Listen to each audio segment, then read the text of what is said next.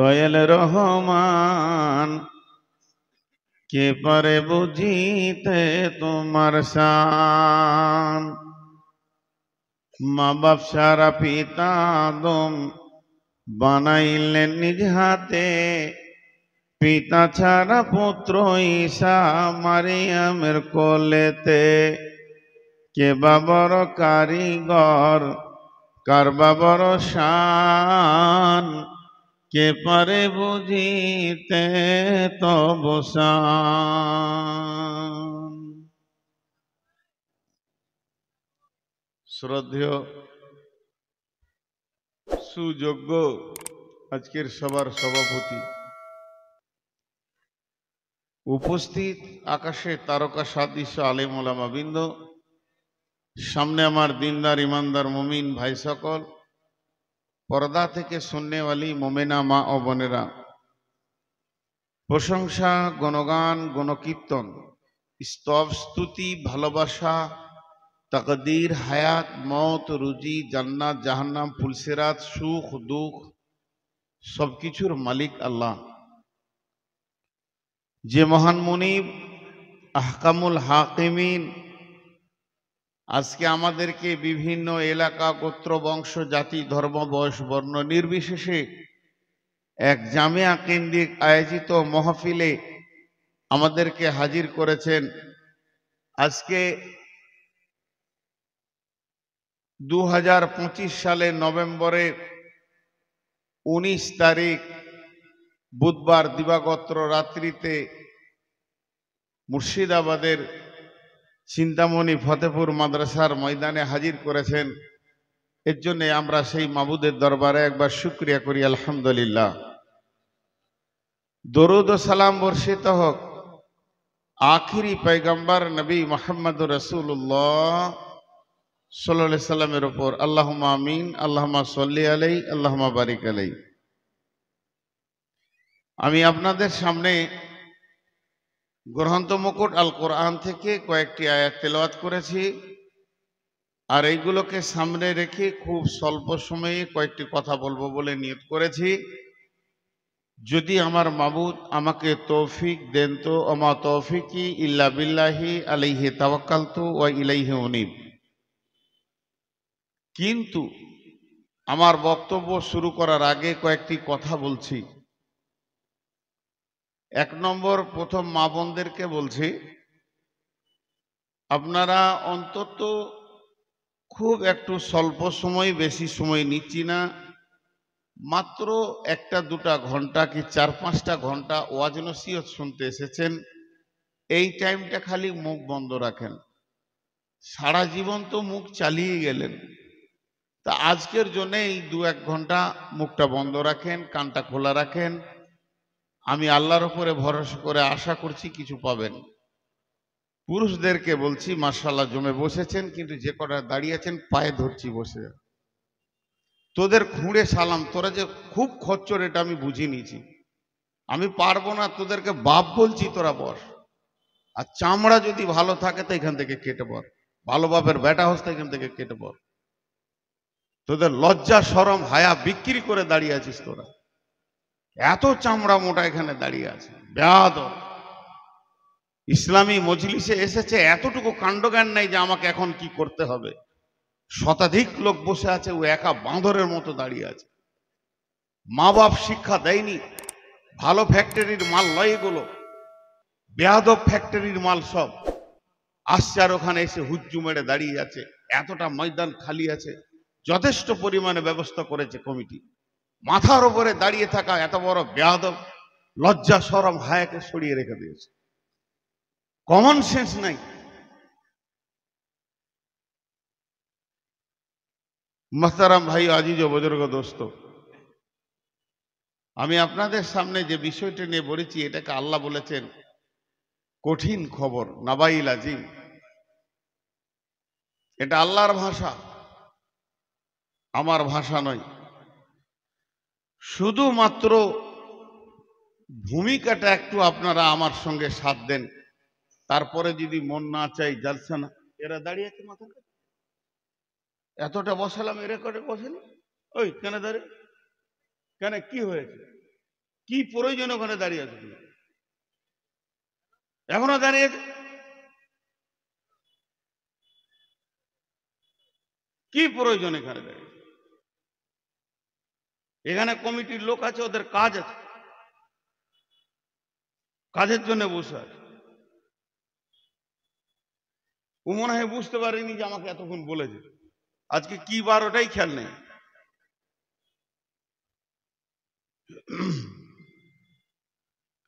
আল্লাহ তাবারাক ওয়া তাআলা সব করেছেন, কিছু করেননি। এই কথাটা খুব পেঁচের কথা। সমস্ত জিনিস আল্লাহ বানিয়েছেন, কিছু বানাইতে হয়নি। এটা কেমন কথা? আমাকে যদি একটা চশমা বানাতে হয়, আমাকে উঠতে হবে, মেটেরিয়ালস নিতে হবে, ঠুকতে হবে, মাপতে হবে, বানাতে হবে, তবে আমি পারবো। তার মানে আমার শ্রম লাগবে। আমাকে যদি একটা মোবাইল বানাতে হয়, এর পেছনে শ্রম লাগবে। আমাকে যদি একটা গ্লাস বানাতে হয়, এর পেছনে শ্রম লাগবে। কিন্তু আল্লাহ সমস্ত বানিয়েছেন আমার মতো করে নয়, শ্রম দিয়ে নয়। আল্লাহ বলেছেন হয়ে যা, হয়ে গেছে। কোন ফায়াকুন। ওই জন্য আল্লাহ সব বানিয়েছেন, কিছু বানাতে হয়নি, শ্রম দিতে হয়নি, মেহনত দিতে হয়নি, ওর পেছনে সময়কাল লাগাতে হয়নি। আল্লাহর খালি হুকুমটাই যথেষ্ট, হয়ে যা, হয়ে গেছে। তো আজ পর্যন্ত আল্লাহ যতগুলি জিনিস বানিয়েছেন, আর বানানো কোনো জিনিস বাকি নাই, সব বানানো হয়ে গেছে। নতুন কোনো জিনিস আল্লাহ আবার এরপর বানাবে, এরকম কোরআন হাদিসে কোনো দলিল নেই। শুধু আল্লাহ একটা জিনিস বানাতে বাকি রেখে দিয়েছেন, এবং সেই জিনিসটা বানাতে গেলে কি কি মাল লাগবে, কোন কোন মেটেরিয়ালস দিয়ে ওটা বানানো হবে, মাল এসে গেছে, বানানোটা বাকি আছে। সেটা কি? সেটা কি? ওই জিনিসটা কি কি বাকি আছে? যেমন একটা আপনাদেরকে উদাহরণ দিচ্ছি। উদাহরণটা কি? বিসমিল্লাহির রহমানির রহিম। ওয়াদ-দুহা ওয়াল-লাইলি ইযা সাজা মা ওয়াদ্দা'আকা রাব্বুকা ওয়া মা ক্বালা ওয়ালাল আখিরাতু খায়রুল লাকা মিনাল উলা ওয়ালা সাওফা ইউতিকা রাব্বুকা ফাতারদা ওয়ালা সাওফা ইউতিকা রাব্বুকা ফাতারদা ওয়ালা সাওফা ইউতিকা রাব্বুকা ফাতারদা। জিবরাইল আমিন এসে নবীকে বললেন, নবী হে, তোমার আল্লাহ, তোমার রব তোমাকে অতি সত্বর এমন একটা জিনিস দেবে, তুমি খুশি হয়ে যাবি। এটা কখন বলেছিল? আল্লাহ নবীর কাছে ওহী বন্ধ হয়ে গেছিল। কয়েকদিন যখন ওহী আসেনি, তখন কাফের বেঈমানরা রসুলের বিরুদ্ধে একটা কথা রটাতে শুরু করে দিল, এবং নবীকে সরাসরি বলতে লাগলো, ও মুহাম্মদ, তোর কাছে যে একজন খবর নিয়ে আসতো আসমানের, সে শয়তানটা কই? এরকম নোংরা কথা বলতো। আল্লাহ নবী চিন্তায় পড়ে গেলেন, খাওয়া দাওয়া ছেড়ে দিয়ে লম্বা হয়ে পড়ে গেলেন। আল্লাহ বুঝি আমার ওপরে নারাজ হয়ে গেছে, তার কারণ আর জিবরাইল আসে না, আর খবর লেনদেন হয় না, আসমান থেকে আমার খবরের রাস্তাটা বন্ধ হয়ে গেছে। তাহলে কি আল্লাহ নারাজ হয়ে গেছে? কিন্তু আম্মা জান আয়েশা ঘর ঝাড়ু দিতে শুরু করেছেন। ঝাড়ু দিতে দিতে দেখছেন খাটের নিচে একটা কুকুরের বাচ্চা মরে পড়ে আছে। আল্লাহর কুদরত, সেটা পচেনি, মরে পড়ে আছে। ওই বাচ্চাটা যখনই বের করে দিল, জিবরাইল আমিন ফওরান চলে এলো। কুকুর ছিল এর জন্য জিবরাইল আসেনি। আর আসার পর জিবরাইল আমিন যতগুলা কথা বললেন, তার মধ্যে একটা কথা বলছে কি, নবী হে, والضحى والليل إذا سجى ما ودعك ربك وما قلى وللآخرة خير لك من الأولى। ও নবী, তোমার উপরে আল্লাহ রেগে যায়নি, তোমার উপরে নারাজ নাই, তোমার সঙ্গে সম্পর্ক কেটেও দেয়নি। আল্লাহ তোমাকে এত ভালোবাসে, অতি সত্বর খুব তাড়াতাড়ি আল্লাহ তোমাকে এমন একটা জিনিস দেবে, তুমি রাজি হয়ে যাবে।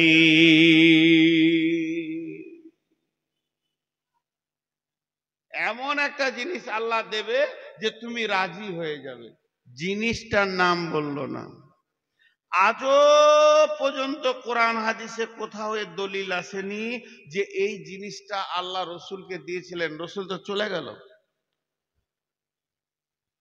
আমাকে এসে আপনার মাদ্রাসার শিক্ষক ইনি কানে বলছে, ভাই আপনি বায়ানটা শেষ করেন।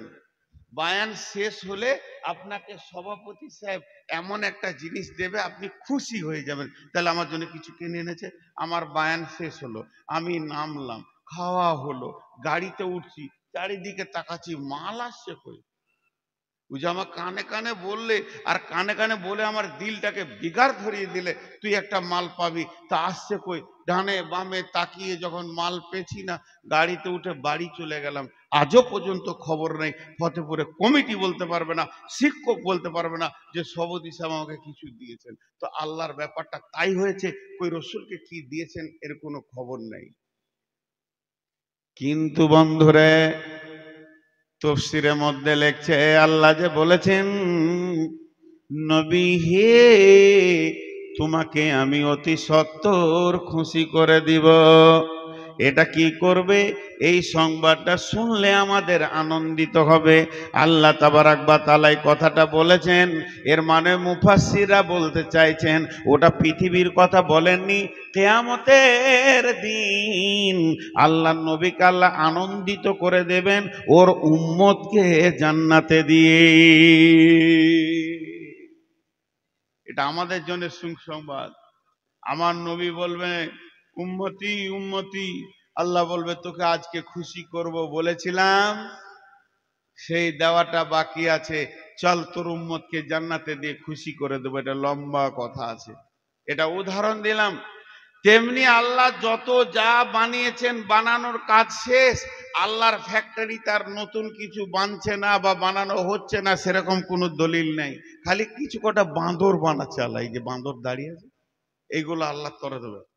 এদের যে চামড়া কত মোটা, আসছে আর ওখানে দাঁড়িয়ে আছে। এই বস, এই পাশে যারা আছেন, যে আসবে দাঁড়াবো, ওকে বসতে বলবেন, ওকে বসতে বলবেন।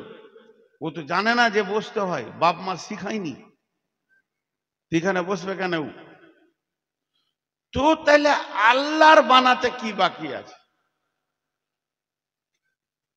আল্লাহর বানাতে কি বাকি আছে?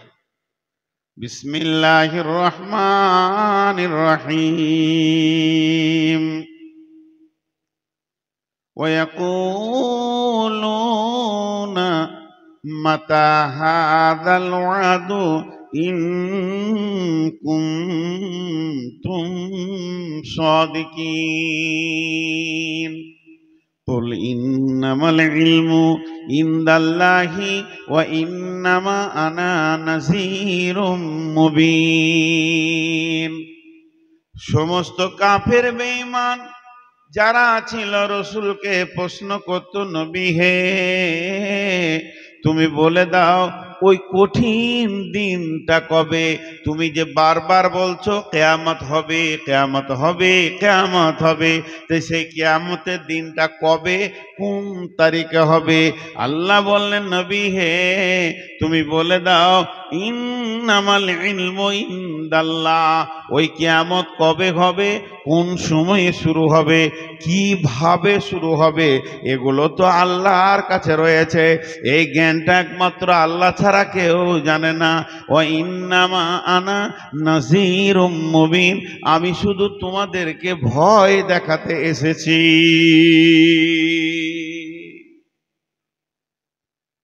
ওটা আল্লাহ জানে,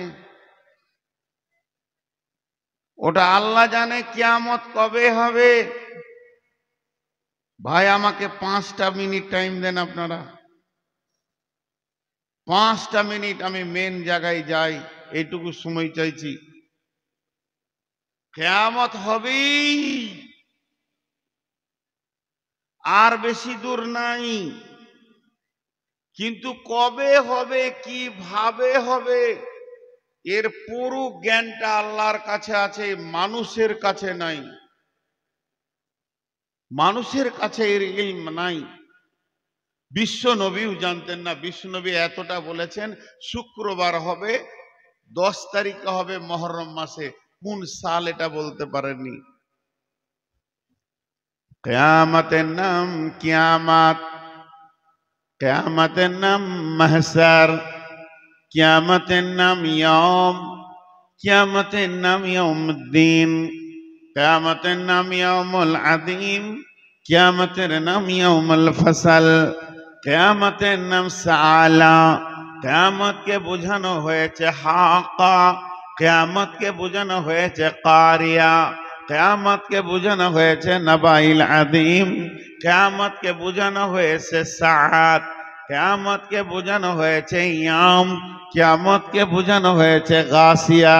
আল্লাহ তাবারাক ওয়া তাআলা কিয়ামতের ব্যাপারে এত গুরুত্ব দিয়েছেন, তার বান্দাদের কাছে খবর দেওয়ার ব্যাপারে কিয়ামতকে নানান ভাবে বলে বলে একটা মানুষের ভিতরে কিয়ামতের ভীতু মানে ভয় ভীতিকে ভরার জন্যে আল্লাহ কোরআনের ভিতরে বিভিন্ন ভাষা দিয়ে কিয়ামতকে বুঝাতে চেয়েছেন। আমি একটা উদাহরণ সব জায়গায় দিয়ে আজও দিছি, কিন্তু আজকে এগুলো আমার ভূমিকা মাত্র। এটা আমি বায়ান এখন শুরু করিনি, বায়ান যখন শুরু করব তখন বলবো। আমার সামনে একটা মহিলা আছে, খুব মন দিয়ে শোনেন। আমার সামনে একটা মহিলা আছে, মহিলাটাকে আমি প্রেমের নজরে দেখছি, যেহেতু আমার বিবি। ওই মহিলাটাকে আমার বেটা দেখছে ইবাদতের নজরে, যেহেতু ওর মা। ওই মহিলাটাকে আমার জামাই দেখছে, যেহেতু ওর শাশুড়ি। একটাই মহিলা আমার শ্বশুরের নজরে, ওটা বেটি। ওই মহিলাটা আমার আব্বার নজরে বৌমা। তার মানে বিভিন্ন মানুষ ঘুরিয়ে একটাই মেয়ে, তার এক একজনের ব্যাখ্যা আলাদা হবে।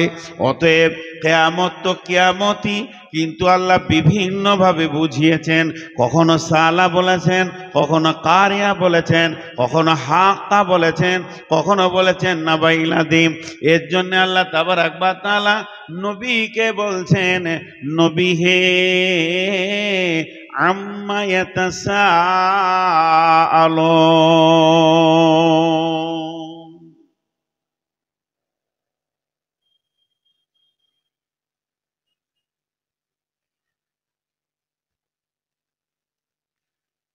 ভাইয়া, আম্মা ইয়াতাসাআলুন, কোন জিনিসের উপরে তোমাকে প্রশ্ন করছে? আমাদের মুসলিমদের সব থেকে সম্মানীয় ব্যক্তি হলো আলিম, আলিমউদ্দিন, দ্বীনের আলিম।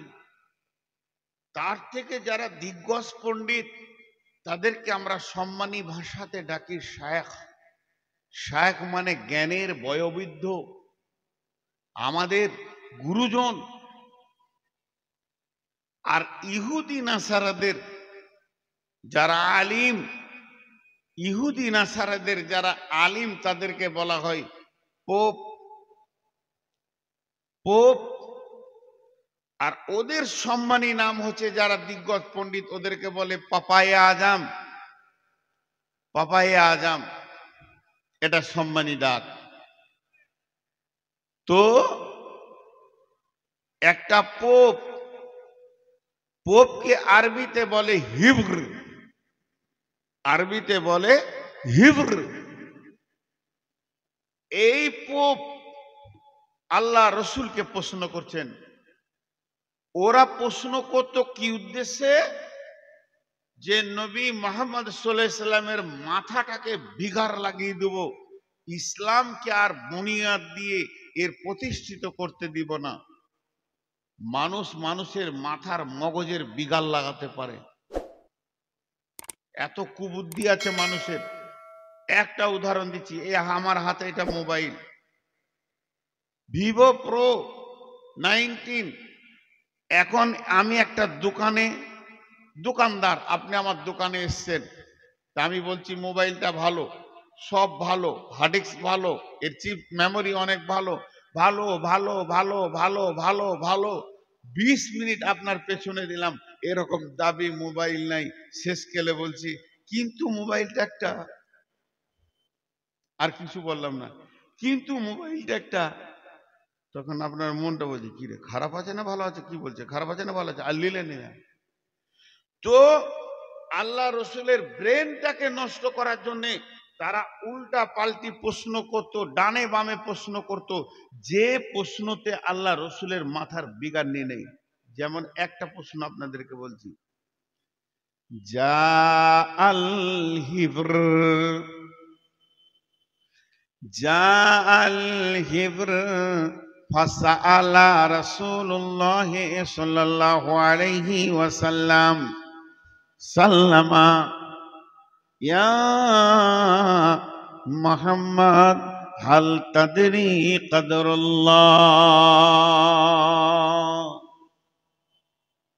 একটা পাদ্রী এলো, আল্লাহ নবীকে বলছেন জাল হিব্র ফাসআলা রাসূলুল্লাহ সাল্লাল্লাহু আলাইহি ওয়াসাল্লাম, আল্লাহ নবীকে প্রশ্ন করলেন হাল তাদরি, নবী হে তুমি কে শেষ নবী বলছো নিজেকে, তুমি জ্ঞানী বলছো, তুমি নবীদের নবী বলে দাবি করছো, তো একবার তুমি বলো আল্লাহর ক্ষমতা সম্পর্কে তোমার কোনো জ্ঞান আছে কি?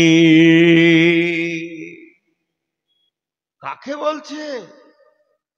বিশ্ব নবীকে আল্লাহ যাকে দিয়ে গোটা কোরআনকে নাজিল করলেন, আল্লাহ যাকে গোটা কোরআন ওয়াকফ করে দিলেন, ওয়াইন্নাকা লাআলা খুলুকিন আযীম, সেই লোকটাকে বলছে। বলবি কার সঙ্গে ওর কানেক্ট আছে জানিস? নবীজি শুরু করলেন, আল্লাহর ক্ষমতা জিজ্ঞেস করলেন, তো নবীজি শুরু করলেন বিসমিল্লাহির রহমানির রহিম, ওমা কদরুল্লাহ হাক্কা কদরিহি ওয়াল আরদু দামিয়ান কবদতুহু ইয়াওমাল কিয়ামাতি ওয়াস সামাওয়াতু মাতবিয়াতুন বিয়ামিনিহি সুবহানাহু ওয়া তাআলা আম্মা ইউশরিকুন ওয়া নুফিকা ফিস সূরি ফাসাইকা মান ফিস সামাওয়াতি ওয়া মান ফিল আরদি ইল্লা মান শাআল্লাহু সুম্মা নাফিকা ফীহি উখরা ফাইদা হুম কিয়ামুন ينظرون وأشرقت الأرض بنور ربها وأوتي الكتاب وجيء بالنبيين والشهداء وقضي بينهم بالحق وهم لا يظلمون ووفيت كل نفس ما عملت وهو أعلم بما يفعلون وسيق الذين كفروا إلى جهنم زمرا। আল্লাহ রসুল সূরা জুমারের আয়াতগুলো পড়তে লাগলেন। পোপটা তখন চোখে খালি সর্ষে ফুল দেখছে, কি বলছে রে মোহাম্মদ, কি বলছে, এত তথ্য কথা ও কোথা পেয়েছে? এই তো দুদিন আগে ছাগল চড়াচ্ছিল আব্দুল্লাহর বেটা, এই কথাগুলো কোথা থেকে পেয়েছে? আল্লাহর এত বড় ক্ষমতা, সমস্ত জমিনকে একটা মুষ্টিতে ধরবে, সমস্ত আসমানকে একটা মুষ্টিতে ধরবে, হিলাবে, বলবে আজকের দিনের মালিককে, তারপরে কিয়ামত কায়েম করবে, তারপরে সমস্ত মানুষকে সুর ফুঁকে এক জায়গায় জমা করবে। কোরআন আছে ফাইন্নামা হিয়া জাজরাতু ওয়াহিদা ফাইজা হুম বিসসাহিরা, আমি একটা আওয়াজ দিব, কোনো শব্দের মানে পাবি না, আয় বস ওঠ দাঁড়া চল ফির, এরকম কোনো শব্দ আমার নাই, একটা আওয়াজ মারবো, সমস্তকে হাসরের মাঠে দাঁড় করিয়ে দেব। এই ক্ষমতা কার, কে বর্ণনা করছে? পাদ্রীর মাথা গোলতাল লেগে গেল, পাদ্রীর মাথা গোলতাল লেগে গেল যে এই ভাষাগুলো পেয়েছে কোথা থেকে? মরুভূমির একটা বালক। বন্ধু, ঠিক ওই রকম বিশ্বনবীকে ঘন ঘন কোরআনে কতবার প্রশ্ন করা হয়েছে। সূরা নাবা সূরা নাসিয়ার মধ্যে বলছেন, ইয়া আইয়ুহাল ইনসানু ইন্নাকা কাদিহু ইলা রাব্বিকা কাদহান ফামুলাকি। আল্লাহ বলেছেন। আবার সূরা নাজিয়ার মধ্যে বলছেন, বিসমিল্লাহির রহমানির রহিম, ইয়াসআলুনাকা আনিস সাআতি আইয়ানা মুরসাহা ফীমা আনতা যিকরাহা ইলা রাব্বিকা মুনতাহাহা কাআন্নাহুম ইয়াওমা ইয়ারাউনাহা লাম ইয়ালবাসু ইল্লা আসিয়াতান আও দুহাহা। কত শক্ত কথা। বাপ তোদের পায়ে ধরছি, বস। তোদের পায়ে ধরছি, তোরা আমার চোখের সামনে আর দাঁড়াচ্ছে না, আমার কলজেটা শেষ হয়ে গেছে। বাপ তোদের পায়ে ধরছি, তোরা বস। তোদেরকে খারাপ কথা বলিনি, তোদের পায়ে ধরছি, তোরা বস। বস, তোরা এখনো বস, আল্লাহর রাস্তায়, নাইলে এখান থেকে যা। গাফেলকে কোরআনের হাদিস শোনানো যায় না, গুনাহ হবে।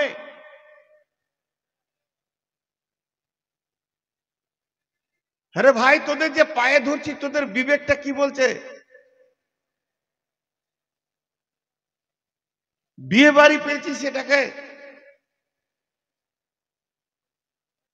আর কত ছোট হব বল?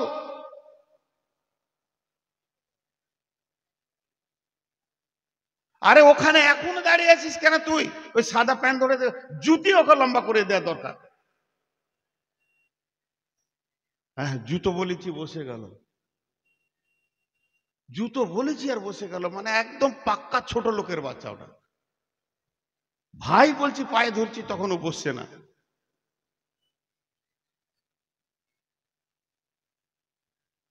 শুনেন, আপনারা বলবেন গুরুত্ব দিচ্ছেন কেন বসার ব্যাপারে? ও থাকলো তো কি হলো? একটা লোক, এই যখন এখন একটা কথা বলছি, আমি সুগারের রুগী, 2 মিনিট লিব এটা। আমি পেশাবখানা দিয়ে দৌড়ছি। একটা সুগারের রুগী যখন পেশাবের দিকে ধরে, ওর অবস্থা কি হয় জানেন তো? গেল নাই কাপড়ে হয়ে গেল। ওই অবস্থায় 4 জন মুসাফা করার লেগে দৌড়ছে। আমার অবস্থা তখন কি হবে? ওরাকে ঠেলে সরিয়ে চলে যাব। কখন মুসাফা করতে হয় এটাও ভাবতে হবে। একজনা বালতি নিয়ে পায়খানা যেছে, আর একজনা সূরা ইয়াসিন শোনাচ্ছে ওকে। যদিও কোরআন, তখন শোনাবার কথা লয়। আমি বাথরুম দিয়ে বন্যা দিয়ে দৌড়ছি, আর তখন সালাম নিয়ে দৌড়ছে আমার পেছনে। তোর সামনেই মুতবো নাকি? কখন মুসাফা করতে হয় এটাও জানে না। আর কোরআন হাদিস গাফেল লোককে বলা যাবে না, ঘুমানো লোককে বলা যাবে না। একজন তাফসীর করতে গিয়ে বলছে যে যদি তোমার ঘুম না আসে তো তুমি জিকির করো, আলহামদুলিল্লাহ, সুবহানাল্লাহ, আল্লাহু আকবার, আস্তাগফিরুল্লাহ, কিন্তু লা ইলাহা ইল্লাল্লাহ জিকিরটা করতে যাও না। তুমি যদি লা ইলাহা পর্যন্ত বলে ঘুমিয়ে যাও, ইল্লাল্লাহ বাকি থাকে, মওত যদি হয়ে যায়, তুমি আল্লাহকে অস্বীকার করে মরেছো। এত রিস্ক নেবে কেন? তো কোরআন হাদিসের বয়ান গাফিলকে করা যায় না, বেয়াদবকে করা যায় না। আর পাশের লোকগুলোকে আমি বলছি, যে এসে দাঁড়াবে ওকে বলবি, ভাই তুই বস, এখন পাগলা মৌলবীর সময় চলছে। যখন ভালো মৌলবী আসবে, ভিড় লাগিয়ে দাঁড়াবি, জান ভরে শুনে নিবি। আমি কোনোদিন এগুলো দেখতে পারি না। তো আপনাদেরকে কি বলছিলাম, যে আল্লাহ রসুল উত্তরটা দিয়ে দিলেন। এরপরে আল্লাহ রসুলকে প্রশ্ন করছেন উল্টা পাল্টা, কিয়ামত হবে? তুমি যখন বলছো তখন হবে। না না, ওরকম কিছু হবে নাকি? সূরা নাজিয়াতে কত বড় কথা বলেছেন জানেন?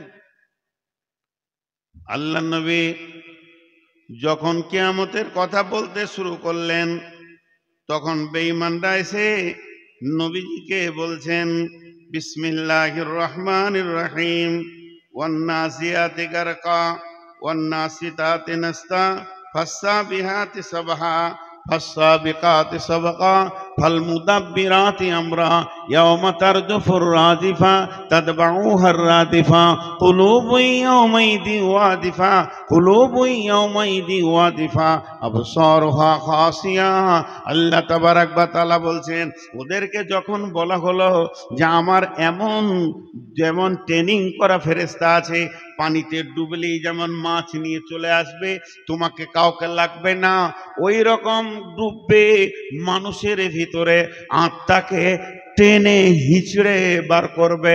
আবার ফেরেশতা আছে মৃদুভাবে বাঁধন খুলে দেবে, ওই ফেরেশতা প্রতিযোগিতা দ্রুত গতি এত আসমানের দিকে দৌড়বে, একে অপরে প্রতিযোগিতা করবে।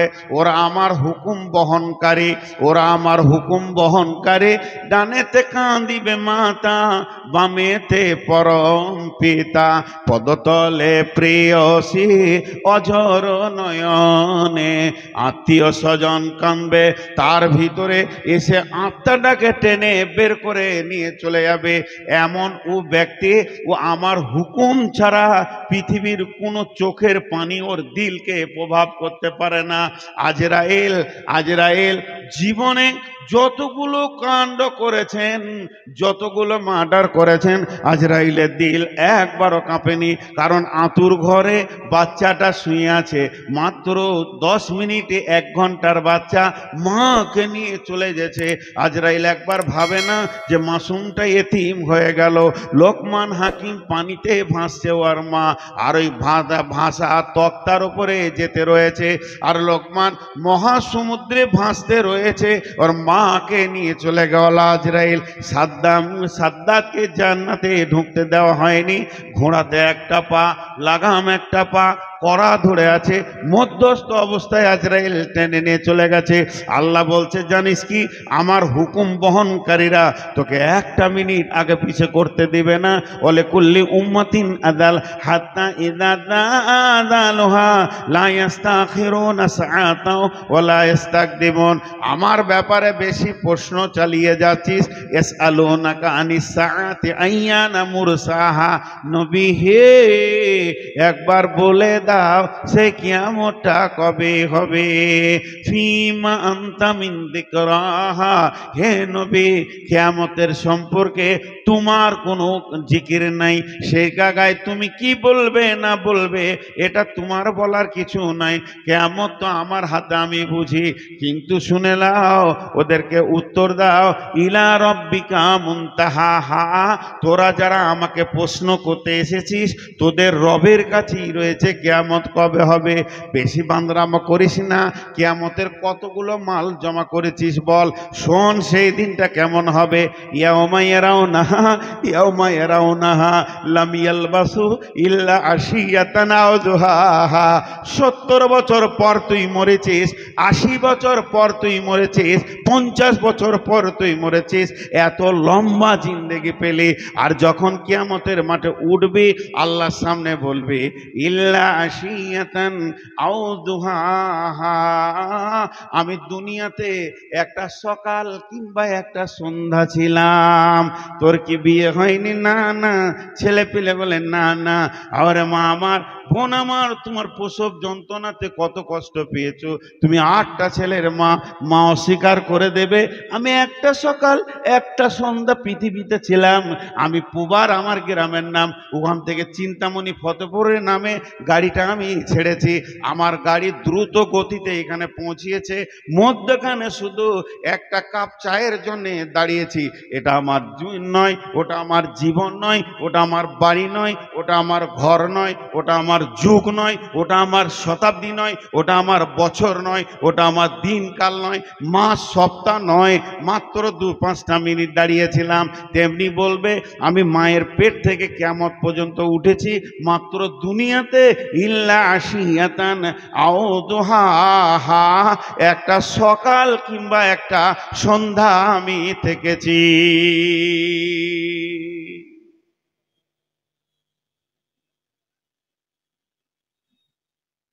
একটা সকাল কিংবা একটা সন্ধ্যা। আল্লাহ কতগুলো কথা বলেছে জানেন? গুনে যান। আমি পাশের লোকগুলো বলে রাখছি, কিন্তু ওরাও গুরুত্ব দিচ্ছে না। ওরা বলছে ওটা তোর ডিউটি, আমাদের তো ডিউটি লাই। এই যে তিনজন এলো, একটু বন্ধুত্ব করলো, আবার ঘুরে যেছে, ঠিক বিয়ে বাড়িতে যেমন চলে। গতকালকে জালসাতে বলছিলাম না, কালকে লাই পরশু, ওটা আজকেও বলি, প্রয়োজন হবে। এখন আল্লাহর সম্পূর্ণ দৃষ্টিটা আমাদের উপরে। আমরা আল্লাহ নজরের ভিতরে আছি, নজরের বাইরে কেউ নাই। তো আজকের জন্য বুঝাবার জন্য বলছি, আল্লাহর দুটো দৃষ্টি সম্পূর্ণ চিন্তামণি ফতেপুরের মাদ্রাসার কেন্দ্রিক আয়োজিত মহফিলে। আল্লাহ কাউকে দরকার নাই, সাইড থেকে পরামর্শ দরকার নাই, যুক্তির দরকার নাই, আল্লাহ নিজে দেখছে। দেখছে কি?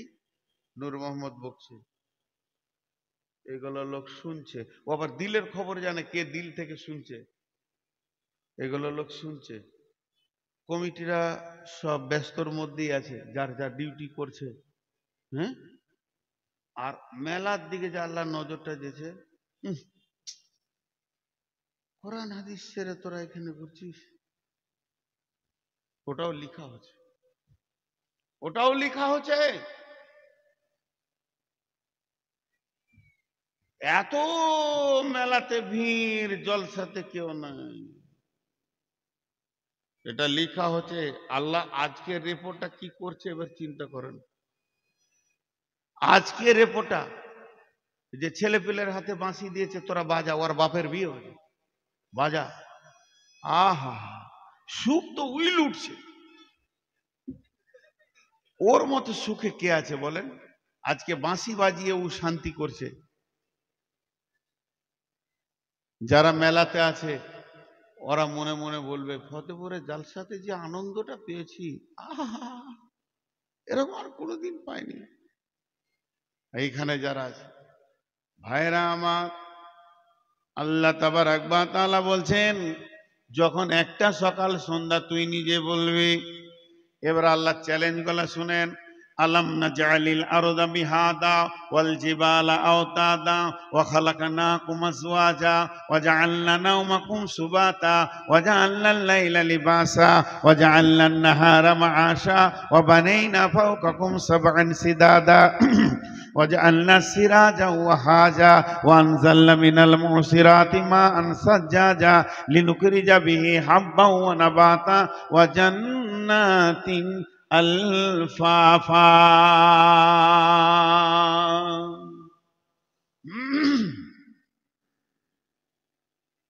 কেন এই চ্যালেঞ্জ গুলো দিলেন আল্লাহ? আল্লাহ বলছেন, নবী হে, আম্মা ইয়াতাসাআলুন, আম্মা ইয়াতাসাআলুন, কোন জিনিসটা নিয়ে তোমাকে ওরা প্রশ্নের সম্মুখীন করেছে? আনিন নাবাইল আযীম, ওরা যেটা জানতে চেয়েছে সেটা হলো সব থেকে বড় খবর। বড় খবর, ছোট খবর নয়। কেন বড় খবর ভাই? আজকে যদি একটা ট্রেনের অ্যাক্সিডেন্ট হয় জঙ্গিপুরে, 2000 লোক পেরেশান, কারো হাত পা ভাঙবে, আর 20,000 লোক উদ্ধার করার জন্য যাবে। একটা বাস অ্যাক্সিডেন্ট হয়ে যাক, 200 লোক পেরেশান, 100 লোক পেরেশান, 50টা লোক পেরেশান, কারো হাত ভেঙেছে, পা ভেঙেছে, 2000 লোক দৌড়বে ওদেরকে উদ্ধার করার জন্য। যেমনই বিপদ হোক না কেন, এখনো সাহায্যের হাত বাড়ানোর মতো লোক আছে। কিন্তু আল্লাহ বলছেন, যেটা আমি বড় বিপদের দিন বলছি, ওই দিনটার নাম হলো কিয়ামতের দিন। আর ওই দিনটা এমন দিন, এখন পৃথিবীতে 100তে 100 লোক নাই, অনেক লোক চলে গেছে, অনেক লোক রয়েছে, অনেকগুলো আসবে। এখানে পরম্পরায় চলছে, এখানে আপনার কিনা সিরিয়াল ধরে চলছে, ক্রমাগত আসতে যেতে রয়েছে। কিন্তু কিয়ামতের দিনটা এমন হবে, হযরত আদম আলাইহিস সালাম চোখের সামনে থাকবে। আর কিয়ামতের দিন যে ছেলেটা মায়ের পেট থেকে জন্ম নিবে, সেও সেদিন চোখের সামনে থাকবে, তার মানে 100-100 থাকবে। কিন্তু এমন একটা বিপদের দিন, ওইটা সবাই বিপদে থাকবে।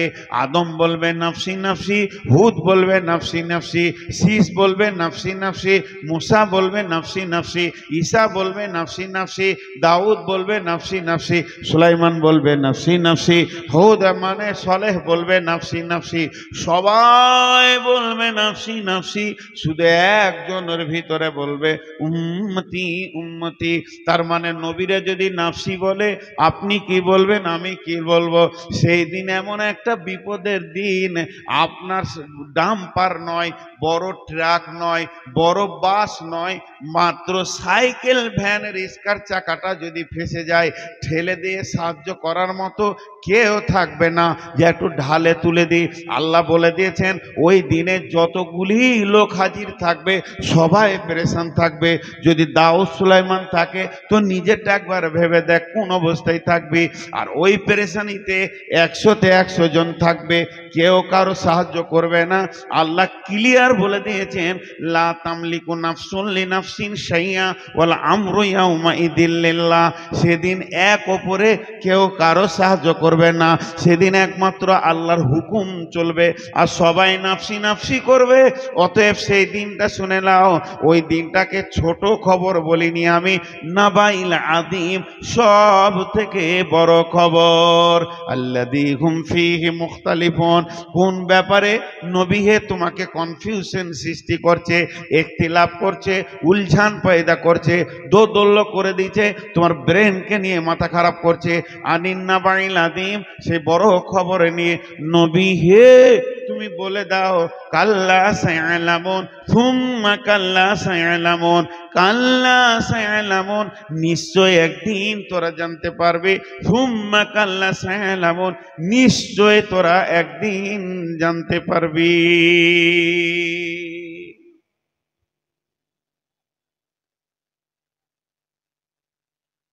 আল্লাহ চ্যালেঞ্জ দিতে মানুষ দেয়নি, কত আর বলি। আল্লাহ চ্যালেঞ্জ দিচ্ছে, জানবি। মানুষ এখন মাল মেরে খুশি হয়ে যায়, জি না ভাই, এটা খুশির বিষয় নেই। একটা দিন আসছে, সেদিন জাররাতিন খায়রাইয়্যিরা জাররাতিন শাররাইয়্যিরা, সব ক্লিয়ার বিচার হবে। জীবনটা 50 বছরের, বিচারের দিনটা 50,000 বছরের, 1000 গুণ, 1000 গুণ।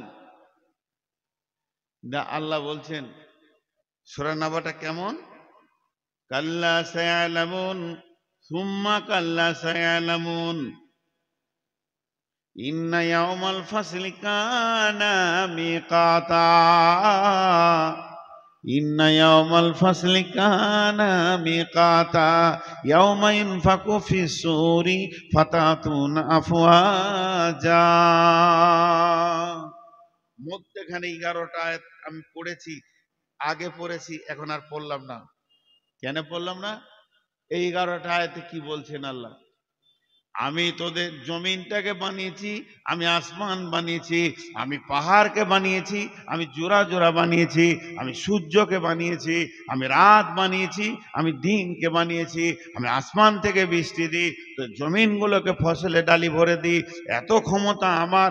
আবার আমি তোদেরকে জোড়া জোড়া সৃষ্টি করেছি, এত কিছু আমি করলাম, শুধুমাত্র পারবো না কোনটা, কিয়ামত বানাতে। আমার একটা জিনিস বানাতে বাকি আছে, যেটার নাম হচ্ছে কিয়ামত। ইসরাফিল রেডি হয়ে গেছে, সুর রেডি হয়ে গেছে, দিন রেডি হয়ে গেছে, তারিখ রেডি হয়ে গেছে। আমার পরে যে বক্তাটা আছে সে এখন বসে নাই, বালিশে শুয়ে আছে, তাকে মশারি টেঙে দেওয়া হয়েছে, সে আরাম করবে, কেননা আমার পরে এসে সে গভীর রাতে বকবে। কিন্তু ইসরাফিল কি করছে তাহলে? ইসরাফিল কি আরামে আছে? ইসরাফিল আপনার কি না মশারির ভিতরে ঘুমাচ্ছে? জি না। মুফাসসিরিনরা বলছেন ইসরাফিল সুরটা মুখে নিয়ে আছে। কেউ বলে ইসরাফিল তো সুর মুখে ফুঁকবে না, নাক দিয়ে ফুঁকবে।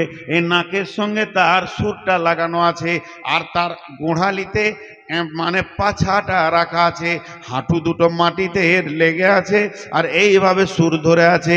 আল্লাহর চোখের সঙ্গে ইসরাফিল চোখটা লাগিয়ে আছে, শুধুমাত্র অর্ডারটা পাচ্ছে না। যখনই অর্ডার পাবে সুর ফুঁকে দেবে। ফাসাইকা মান ফিস সামাওয়াতি ওয়া মান ফিল আরদি, আসমান জমিন ভেঙে চুরমার হয়ে ধুলো গুঁড়ো হয়ে একটা চাটিয়াল ময়দান হয়ে যাবে। পানি থাকবে না, গাছপালা থাকবে না, পাহাড় পর্বত থাকবে না, পশুপালা থাকবে না, মানুষ থাকবে না, সব মাটি চাপা পড়ে যাবে। শূন্য অবস্থায় পৃথিবীটা থাকবে। কতদিন থাকবে? মুফাসসির না বলছেন 40 বছর থাকবে। সূরা জুমারের তাফসীরে বলছেন 40 বছর থাকার পর আল্লাহ এখানে বলেছেন ইয়াউমা তারজুফুর রাজিফা তাতবাউহার রাদিফা, প্রথম সুর ফেঁকে পৃথিবী ধ্বংস হয়ে যাবে। পেছনে পেছনে দ্বিতীয় সুরটা চলে আসবে। পেছনে বলতে 40 বছর পর আসবে। তখন মানুষ কবর থেকে উঠবে। সুম্মা নুফিকা ফিহি উখরা ফাইদা হুম কিয়ামুন ইয়ানজুরুন, তারা উঠবে, উঠে নজর করে দেখবে পৃথিবীটা তো অন্ধকার, সূর্য তো নাই।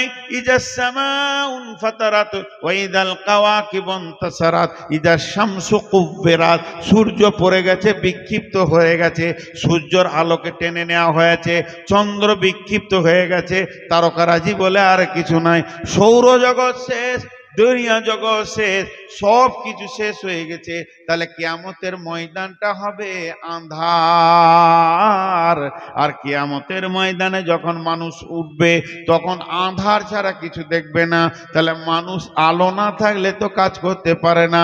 এই জন্য আল্লাহ বলেছেন ও আশরাকাতিল আরদু বিনূরি রাব্বিহা, আল্লাহ নূরের তাজাল্লিতে কিয়ামতের ময়দান ঝকমক করবে। আল্লাহ নূর মানে আল্লাহ নূরের তৈরি, নাউজুবিল্লাহ। আল্লাহ কিসের তৈরি? আল্লাহই জানে। আল্লাহ নূরের তৈরি নয়, তবে আল্লাহর কাছে নূর আছে, আমার কাছে লাইট আছে। এই আলোটা কার? এই জেনারেটরটা কার? জেনারেটরটা আব্দুল সাত্তারের, তাহলে লাইটটা আব্দুল সাত্তারের। তা বলে আব্দুল সাত্তারের বডিটা লাইট নয়, তেমনি আল্লাহর কাছে যে নূরটা আছে ওই নূরে গোটা ময়দান ঝকমক করবে।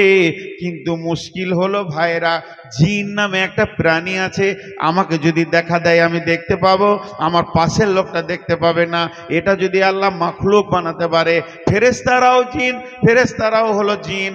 ফেরেশতাকে কাউকে যদি দেখা দেয় সে দেখতে পাবে, কাউকে দেখা না দিলে দেখতে পাবে না। তো ওই নূরের তাজাল্লিটা ওই কুদরতের থাকবে। যারা ঈমানদার তারা দেখবে, বেঈমানরা দেখতে পাবে না। আল্লাহ সূরা হাদীদে বলেছেন আল্লাহ সূরা হাদীদের মধ্যে বলে দিয়েছেন যারা তারাও না, তারা দেখতে পাবে না, আর যারা ঈমানদার তারা দেখবে। ইয়াউমা তারাল মুমিনিনা ওয়াল মুমিনাতি ইয়াসআ নূরুহুম বাইনা আইদিহিম ওয়া বিআইমানিহিম বুশরাকুমুল ইয়াউম জান্নাতুন তাজরি মিন তাহতিহাল আনহারু খালিদিনা ফিহা ওয়া যালিকা হুয়াল ফাওজুল আযীম। ইয়াউমা ইয়াকুলুল মুনাফিকুনা ওয়াল মুনাফিকাতু লিল্লাযীনা আমানু জুরনা নাকতাবিস মিন নূরিকুম কিলা ইরজিউ ওয়ারাআকুম ফালতামিসু নূরা।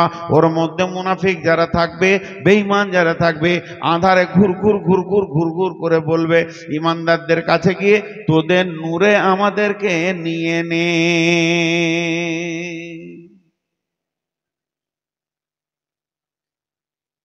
নূর কম বেশি হবে? সূরা তাহরিম আছে নূর কম বেশি হবে, নূরের আলো কমও হবে বেশি। অনেক কথা বললাম আপনাদের কাছে, এবার একবার কসম খেয়েছি, আল্লাহর কসম, আল্লাহর কসম, আল্লাহর কসম, সবগুলোই সত্য। আপনার মন বুঝবে তা সত্য, না বুঝবে তাও সত্য। ঘটবে, ঘটবে। বিশ্বনবী বলেছেন ঘটবে। আল্লাহ নবী বুরাইদাকে ডেকে বলছে, এই বুরাইদা, বুরাইদা এদিকে এসো। না, হারিস রাদিয়াল্লাহু তাআলা, ভুল বলছি, হারিস শোনো। ইয়া রাসূলুল্লাহ বলেন, তোমার ঈমানের অবস্থা কেমন? তোমার ইমানের হালাতটা এখন কেমন আছে? ইয়া রাসূলুল্লাহ, আমার ইমান 100-তে 100 আছে। আমার ইমানে কিঞ্চিত পরিমাণ দাগ পড়েনি, ঘাটতি হয়নি, ভাঁটি পড়েনি। ইমানের যে উত্তাল জোয়ার থাকা দরকার ওই রকমই আছে। নবীজি বললেন, তুমি এত বড় দাবি করছো? বলছি জি। নবীজি বললেন, বলো তোমার ইমানের হালাত বলো। তখন হযরতে হারিস বলতেন, ইয়া রাসূলুল্লাহ, আমি সকাল থেকে দুপুর, দুপুর থেকে সন্ধ্যা পর্যন্ত কোন হালাতে কাটিয়েছি জানেন কি? বলে কেমন হালাতে কেটেছে? হযরত হারিস বলছেন, ইয়া রাসূলুল্লাহ, ফজরের পর তেলাওয়াত করে আমি যখন ধ্যান মগ্নতে রয়েছি, আমি আল্লাহর ভয়ে কাঁদছি, তখন আমি যেন আমার এই দুটি চামড়ার চোখে জাহান্নামকে দেখতে পেয়েছি। আমার মনে হচ্ছে আমি জাহান্নামকে দুই চোখে দেখতে পেয়েছি। আপনার জবান জাহান্নামকে যেমন যেমন যেমন যেমন বলেছেন, আমি ওই রকম জাহান্নামকে দেখছি। আপনার জবান জাহান্নামের যে আর্তনাদের কথা বলেছেন, মনে হচ্ছে যে জাহান্নামীদের চিৎকারে আমার কান ঝাঁঝিয়ে গেল। আগুন একে অপরে লড়াই করছে, একে অপরে ছিঁড়াছিঁড়ি করছে, আর জাহান্নামীদেরকে জাকুম জ্বালিয়ে ঘাস খাওয়ানো হচ্ছে, গরম পানি খাওয়ানো হচ্ছে। নবীজি গো, ওই অবস্থায় আমার সকাল গেছে। আর আপনি যেমন জান্নাতের কথা বলেছেন, আল্লাহর কালাম পাক জান্নাতের কথা যেমন যেমন কোরআনে এসেছে, মনে হচ্ছে জান্নাত জান্নাত ফলে সুসজ্জিত হয়ে সাজানো আছে। ওইভাবে আমি জান্নাতের আনন্দ উৎফুল্ল দেখতে পেয়েছি। মনে হচ্ছে সত্য সত্য নয়, মনে হচ্ছে যেন আমি দেখতে পেয়েছি আখেরাতটা আমার কাছে এত পরিষ্কার আছে। এখানে এতটুকু কিন্তু নাই, হতেও পারে নাও পারে, এটা তো দূরের কথা। আপনার জবান আর কোরআন আর আমার চোখ আর মন ইমান মনে হচ্ছে যেন এক। এই অবস্থায় সকাল গেল, এই অবস্থায় দুপুর গেল, এই অবস্থায় সন্ধ্যা হলো। এখন সন্ধ্যা পর্যন্ত ওই ভয় আর আশার মধ্যে দিয়ে আমার জীবন কাটছে। নবীজি বলছেন, হারিস রে, তুমি ইমানদার, তুমি যে ইমানের দাবি করেছো, এই দাবিটা 100-তে 100% সত্য আছে। আমাদের একবারও হয়? আমি অনেক জায়গায় প্রশ্ন করেছি, আপনাদের হবে কেন? আপনাদের হবে কেন? এই স্টেজের চেয়ারে যে বসে মাইক্রোফোনের সামনে এত লেকচার মারছে, সাদা টুপি পাঞ্জাবি পরে, লোকে ভাবছে যে ফেরেশতা। আমি বেঈমান মুনাফিকটার কোনোদিন চোখে পানি আসে না জাহান্নামের ভয়ে। আপনাদের কেন আসবে? জি, একজন দাঁড়িয়ে বলতে পারবো না যে আমি 100% ইমানদার।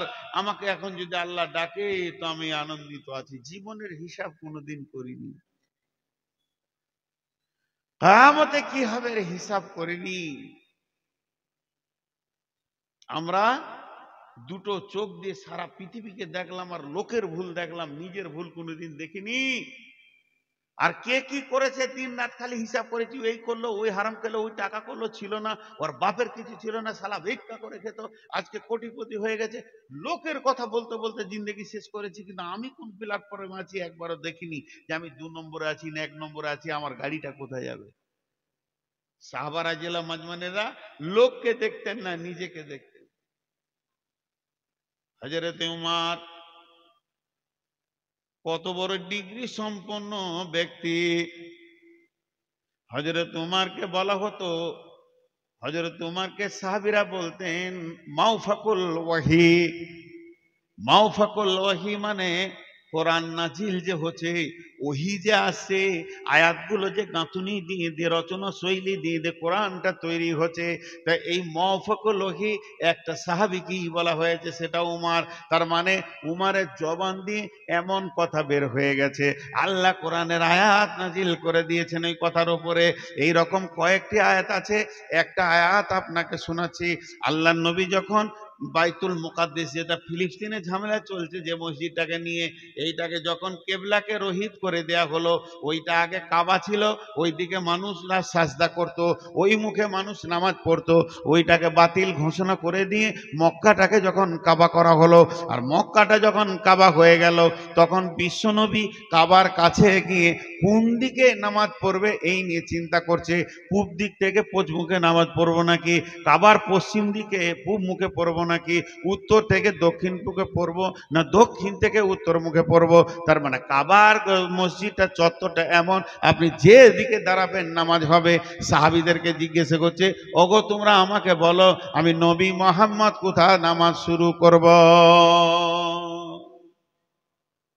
আবু বকর, ওসমান, আলী, আবু হুরায়রা, আবু জার, যাকে শুধাইছে আল্লাহ রসুলকে, যার যেমন ব্রেন আছে সে সেরকম পরামর্শ দিচ্ছে। আর নিজে দিকে শুরু করবেন করেন, একদিকে করলেই হলো, কাবার তো সব দিকে নামাজ হবে। উমারকে বলছে, উমার কোন দিকে শুরু করব? উমার বলছে, ইয়া রাসূলুল্লাহ আমাকে বলতে একটু সময় লাগবে। বলো। হযরত উমার বলছেন, ইয়া রাসূলুল্লাহ এটা কাবার পূর্ব দিক, ওটা পশ্চিম দিক। এবার আমার বলার কারণ হচ্ছে, কাবার পূর্ব দিকে রয়েছে আল্লাহর ঘরের দরজাটা, মানুষ যে দরজা ধরে হাউ মাউ করে কাঁদে। কাবার পূর্ব দিকে রয়েছে হাজরা আসওয়াদটা, কাবার পূর্ব দিকে রয়েছে কি না আপনার কি না মুলতাজিম, যেখানে বিশ্বনবী বুককে কাবাতে লাগিয়ে দোয়া করেছেন। হযরত ইবনে আব্বাস বলছেন, না না বলেনি, হযরত ইবনে আব্বাস বলছেন বুক তো লাগিয়েছে, নবী কখনো কখনো গালটাকে এমনি করে লাগিয়ে দিয়ে দোয়া করেছেন, ওই জায়গায় দোয়া কবুল হবে। কাবার পূর্ব দিকে রয়েছে জমজমের কূপ, এটা আপনার বংশের কূপ, আপনার দাদির পদ্দাদি এ হাজেরা এখানে কূপ বানিয়ে গেছে, তার বদলতে দোয়ার বদলতে এটা হয়েছে। কাবার পূর্ব দিকে রয়েছে সাফা মারোয়া, এটাও আপনার দাদির দৌড়ে মৌজিদ মানে চিহ্ন হিসেবে আল্লাহ রেখে দিয়েছে। তাহলে কাবার পূর্ব দিকে সব রয়েছে।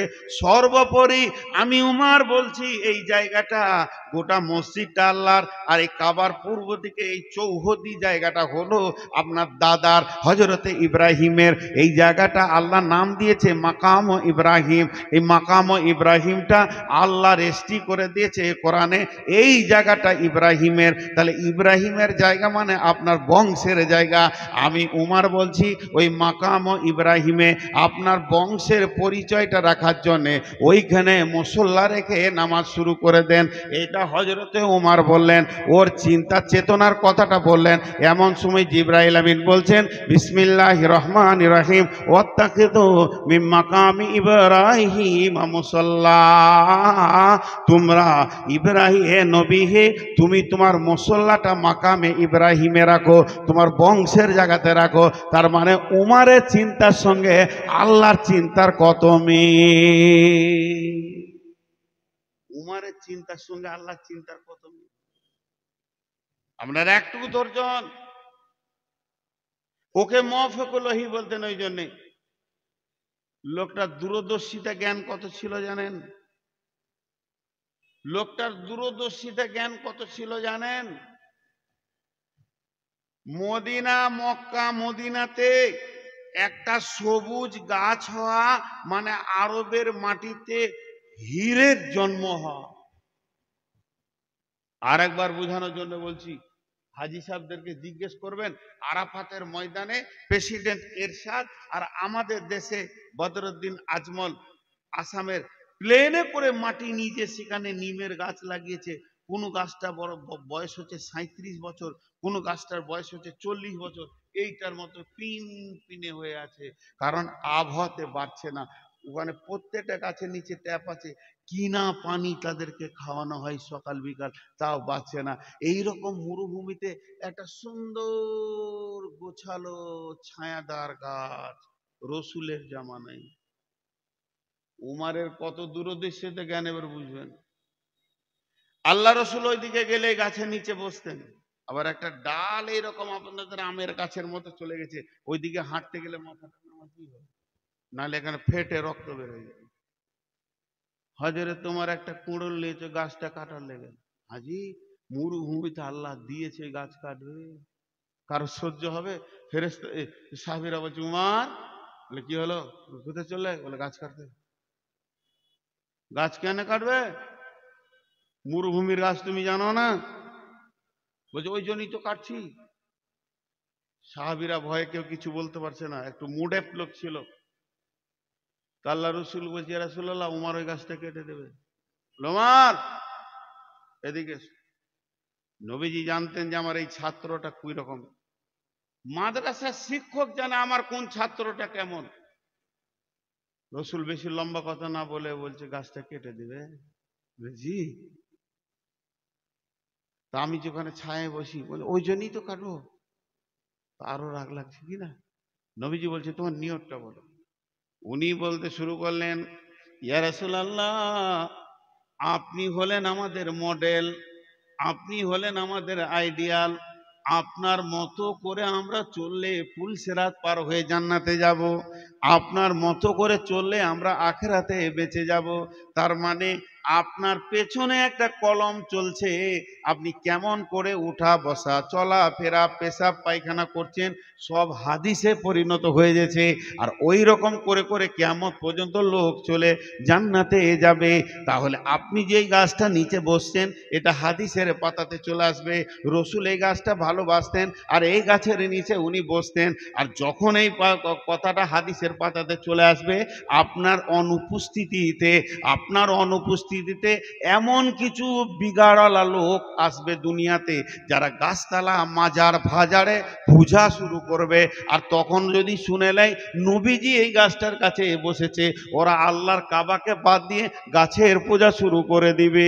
এর জন্য আপনার সামনেই আপনার গাছটা কেটে ওর জড় বুনিয়াদ দূরে দিব, পৃথিবীতে শিরকের বুনিয়াদ রাখবো না। নবীজি বলেন উমার রে, গাছের শেকড় তুলে ফেলে দাও, রাখা যাবে না। কত চিন্তা শক্তি মজবুত ছিল যে আল্লাহ রসুল ওই উমারের কি টাইটেল দিলেন, লাউ কানা বাদি নবিয়ান কানা লাহু উমার, লাউ কানা বাদি নবিয়ান কানা লাহু উমার। আমার পরে যদি কেউ নবী হতো সেটা হযরতে উমার হতো। তাহলে কত দামি মানুষ ওই মানুষটাকে, তাহলে ওর কত আখেরাতের চিন্তা। এবার মানুষটার ডিগ্রি বললাম, মানুষটার কোয়ালিফাইডটা বললাম, মানুষটা কত দামি বুঝে নিলেন। একদিকে দূরদর্শিতা জ্ঞান, একদিকে আল্লাহর সঙ্গে তার কত মেল, যে আল্লাহ ওনার মুখ পানে তাকিয়ে অনেক আয়াত নাজিল করেছে। একদিকে বিশ্বনবী বলছে আমার পরে যদি নবী হতো তো উমার হতো। এই রকম ডিগ্রিওয়ালা লোকটা মসজিদে যখন ফজরের নামাজে আছেন, এমন সময় আবু লুলু বলে এক বেঈমান ইহুদি পেছন দিক থেকে একটা বর্ষা মেরে দিলেন। আরে বর্ষাটা পিঠে দিয়ে ঢুকে এই দিকে বেরিয়ে গেল। হযরত উমার এবার বুঝে নিয়েছে এটাই আমার জীবনের অন্তিম কাল। তার কারণ আল্লাহর হযরত উমার দোয়া করতেন, এ আল্লাহ তুমি আমাকে শহীদ করো আর মদিনার মাটিতে করো। তাহলে আমি এবার মদিনার মাটিতে আছি। হযরত উমারকে দুধ দেওয়া হচ্ছে, দুধটা মুখে ভরছে, পেটে যায় না, ক্ষত দিয়ে বের হয়ে গেছে। এই খবর মদিনাতে যখন ছড়িয়ে গেছে, সাহাবীরা দল বেঁধে চলে আসছে। হাই হাই হাই হাই, কি হলো? দেখলেন কত সূক্ষ্ম দৃষ্টি। ওই অবস্থাতে এবার একজন সাহাবী ধরে আসছেন, ওর লুঙ্গিটা গোড়ালি নিচে আছে। আর ওই অবস্থায় হযরত উমার মৃত্যুর দরজা দিয়ে হাঁটতে রয়েছে, মওতের রাস্তায় চলছে, আর কিছুক্ষণের পর মওতের সোপান করবে। ওই অবস্থায় হযরত উমার এত কষ্টের ভিতরে উনি দেখেছেন যে রসুলের শূন্যটাই মেরে দিচ্ছে। তখন ওকে বলছে, এ আল্লাহর গোলাম, ওরে আল্লাহর বান্দা, ওরে রসুলের উম্মত, আমি উমার মরে গেলে কোনো দুঃখ নাই, আমি উমার মরলে ইসলামের কোনো ক্ষতি হবে না। তুই রসুলের শূন্যটাকে বাঁচা, আগে শূন্যটা তুই মেরে দিলি রে। রসুলের শূন্যতকে আগে তুল, গোড়ালির ওপরে কাপড়টা পর। উমার মরাটা বড় বিপদের কথা নয়, উমার মরাটা বড় দুঃখের কথা নয়। রসুলের একটা সুন্নত মরে গেছে, এটাই হলো বড় দুঃখের কথা। চিন্তাটা দেখেন। এটাও আমার বায়ানের বিষয় নয়, মাঝে বলে দিলাম। এরপরে বিষয়, হযরত উমার পড়ে গেছেন। উমারের বেটা যেমন বাঘের বাচ্চা, বাঘের বাচ্চা শিয়াল লয়, বাঘের বাচ্চা বাঘ। ভাই আমার জন্য দোয়া করেন, 506 সুগার আমার খালি পেটে। জীব আটকে যাচ্ছে জেনে পানি খেয়েছে। 506। আর সুগারের কথা মাইকে বলছি না ভয়ে, ওষুধ নিয়ে চলে আসছে খালি জড়িবুটি। ঘরে 400 ডাক্তারের ওষুধ আছে। এই বডিটাকে যে কতজনা এক্সপিরিয়েন্স চালাচ্ছে আল্লাহ জানে, আল্লাহ মাফ করুক। তারা মহব্বত আনছে অবশ্য, সেটা বুঝতে পারছি, আল্লাহ তাদের ভালো দান করুক। তো ওই অবস্থায় হযরত উমর পড়ে আছে মাথাটা। উমারের বেটা দৌড়ে এসে বাপের মাথাটা জ্যাঙ্গে দিয়েছে, মাথাটা আস্তে আস্তে লাগছে আর বলছে, আব্বা আব্বা, আপনি তো মওতের রাস্তায় হাঁটছেন, এটা তো সুসংবাদ, কিছুক্ষণের মধ্যে আল্লাহর সঙ্গে আপনার মোলাকাত হবে। উমর কেঁদে উঠলেন। কাঁদছেন কেন? আপনাকে তো এত বিচক্ষণ মানুষ, আপনাকে এত হতাশা লাগছে কেন? ছেলের কথা দেখেন, বলে আগেকার ছেলেদের বুদ্ধি ছিল না, খালি এখন মোবাইল টিপে বুদ্ধি বেশি হয়ে গেছে। ছেলে বাপকে বলছে, আপনাকে দেখে হতাশা লাগছে কেন? তোমার চোখের পানিতে বলছে, তোর বাপের ইতিহাস তুই জানিস? তোর বাপ কত গুনাহগার, রসুলের জান নিতে গেছিল, মাথা কাটতে গেছিল এই বেঈমান। সেই পূর্বের কথা তুলে ধরছে। তখন ওর বেটা বলছে, আব্বা, আপনার নামের পাশে রাসূলুল্লাহ সাল্লাল্লাহু আলাইহি সাল্লাম দিয়েছেন কি? আপনার নামের শেষে রসুল কি লাগিয়েছেন?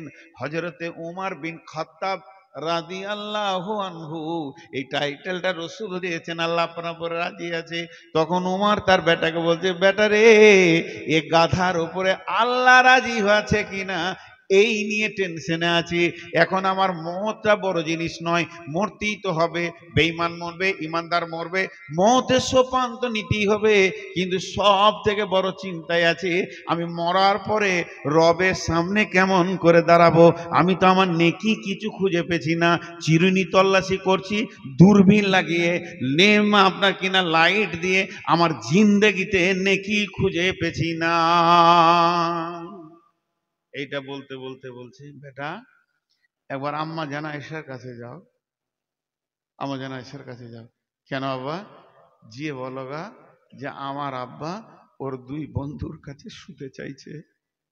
মানে রসুলের দাফন যেখানে হয়েছে পাশে আবু বকর, তো ওইখানে আমি, ঘরটা তো আম্মাজান আয়েশার, রসুলের যেখানে দাফন হয়েছে ওটা আম্মাজান আয়েশার ঘর, মসজিদে নববী, ওটা ওই হুজরাটা আম্মাজান আয়েশার। তা আমি আমার দুই বন্ধুর পাশে থাকবো, একবার পারমিশনটা নিয়ে এসো।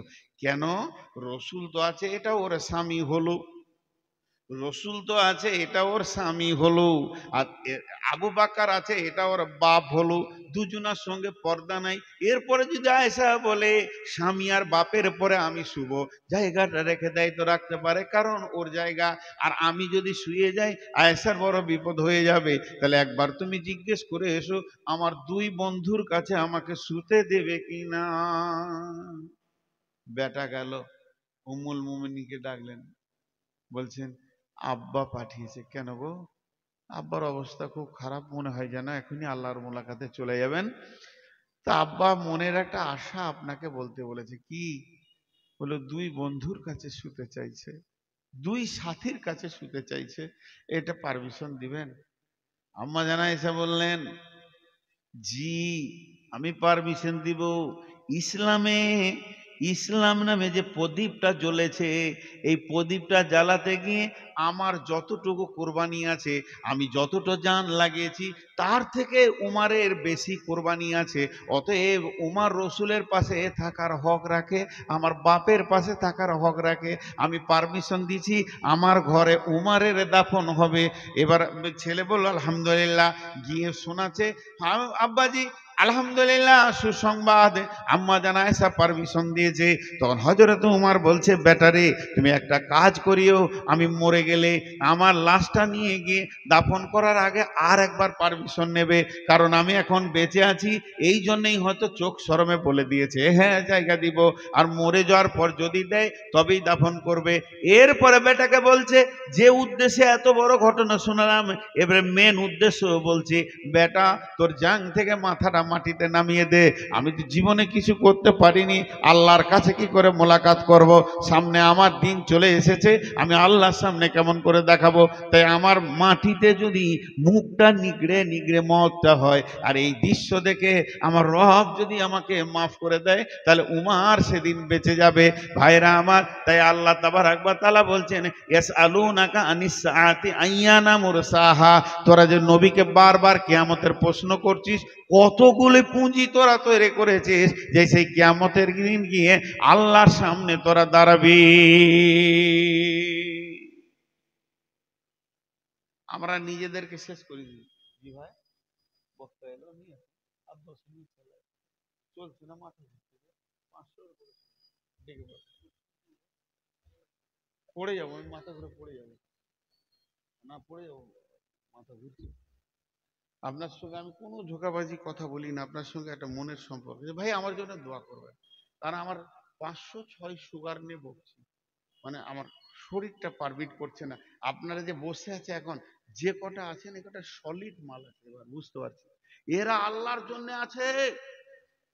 আমি আপনাদের ইমানের খবর জানি না, দিলের খবর জানি না, কিন্তু উপর থেকে তো আমি এইটুকু বলবো, মেঘ উঠেছে পানি হবে, এটা তার গায়েবী খবর নয়। এখানে যে কটা লোক বসে আছে, আল্লাহওয়ালা লোকটি বসে আছে, তা আমি খুশি হয়ে দোয়া দিচ্ছি, হে আল্লাহ, তুমি আমাদের সকলকে হেদায়েত দাও এবং কিয়ামতের মাঠে মাফ করো। জোরে বলেন আমিন। মা বোনেরা ধ্যান দিয়ে শোনেন, তো সেই কিয়ামত, আমি কিয়ামতের দৃশ্যটা কেমন হবে এটা আজকে বয়ান করিনি, কিয়ামত হবে, খালি এই পর্যন্ত বলছি। কিয়ামতের মাঠটা কেমন হবে ওটা ধরলে আলাদা সাবজেক্ট চলে আসবে। কিয়ামত হবেই, জি। তো হযরত ওমর কাঁদছেন, পরকালের প্রতি অন্ধ বিশ্বাস, স্বচ্ছ চোখে দেখার মতো ঈমান রাখতে হবে, তবেই চলার পথ সোজা হবে। ভাইরা আমার, বিসমিল্লাহির রহমানির রহিম। وعن ابي هريره رضي الله تعالى عنه قال قال رسول الله صلى الله عليه وسلم 15 خصلة من أمتي إذا تخرج الفي دبالا والأمانة مغنما والزكاة مكرما تعلم لغير الدين آتى الرسول امرأته أكا أمه أدنى صديقه أقصى أباه جهرت الأصوات في المساجد ساد القبيلة فاسقهم جائع القوم أرذلهم وأكرم رذول مكافة السره وجهرت الكائنة والمعذب سربت الخمور لباس الحرير لانا هذه الأمة أولها فارتقموا عند ذلك ريحا حمراء।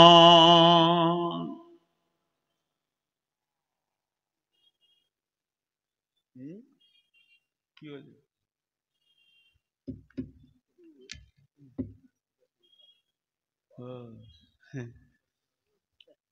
লোকটি বসে ধ্যান আখিরাতের কথা শুনছে, আর মেলাতে যেটি আছে ওটা আনন্দে আছে, আর মনে মনে ভাবছে বোকাটি ওখানে বসে আছে। আর মাদ্রাসা কমিটির ভিতরে বলছে কখন টাকার কথা বলবে রে, কখন টাকার কথা বলবে। একটা বায়ান শুনে নি এরা, খালি টাকা বললেই দিল খোশ। হাসিটা দেখেন কেমন দিয়েছে। জি ভাই, টাকা আপনি মাদ্রাসাকে দেবেন, কমিটিকে তো দেবেন না। আর এটা আর একটা জিনিস, আমাদের প্রচলিত ভুল, কিছু ভুল আছে যেগুলো ঠিক, কিছু ভুল আছে যেগুলো ঠিক। যদি আপনি জিজ্ঞেস করেন খালা কিছু কি করছেন, ভাত রাঁধছি, ভাত রান্না হয়? চাল রান্না হয়, চাল রান্না, ভাত হয়ে গেলে তো আবার কি রাঁধবে রে বাবা। তো প্রচলিত ভুল, সর্ষে নিয়ে গিয়ে পিড়ে তেল করে নিয়ে এসে মানুষ, ওকে জিজ্ঞেস করেন কোথায় গেছিলে, বল তেল পিড়তে। তেল আবার পিড়া হয়? সর্ষে পিড়ে তেল বের করেছি। আবার কেউ বলে আমি ছানি কাটছি, ছানি আবার কাটা হয়? খড় কাটি, ছানি হবে? ছানিকে আবার কাটবো কি করে? প্রচলিত ভুল হলো এটা ঠিক। তো ওই রকম কিছু কথা আছে যে প্রচলিত ভুল হলো ঠিক। এই যে মাদ্রাসা কমিটি, এদের দিল খালি বলছে টাকা। তা আমাদের প্রচলিত একটা ভুল আছে, কি রকম এখন আমি বলবো। আমি বায়ানটা 1 মিনিটের জন্য অফ করলাম, আবার বায়ানটা আমি করব। যে বিষয়টা বলছিলাম ওইটা বলবো, আমি বিষয় ছাড়ি না, কিয়ামত হবে এটাই আমার বিষয়। এখন একটা উদাহরণ দিচ্ছি। ভাই আপনারা দান করেন, দান করেন, দান করেন, দান করেন ভাই, দান করেন। কোরআনে আছে ওমিম্মা রাযাকনাহুম ইউনফিকুন, তারা খরচা করবে। ইনফিক মানে দান করা লাই, খরচা করা। তো কুচা খরচ করবে, জিলাপি তো করবে? জি না, আল্লাহ রাস্তায় করবে। আল্লাহ একটা সলিড কথা বলেছেন, কি? ওয়াইকুরুদুল্লাহ কারদান হাসানা, ওয়াইকুরুদুল্লাহ কারদান হাসানা।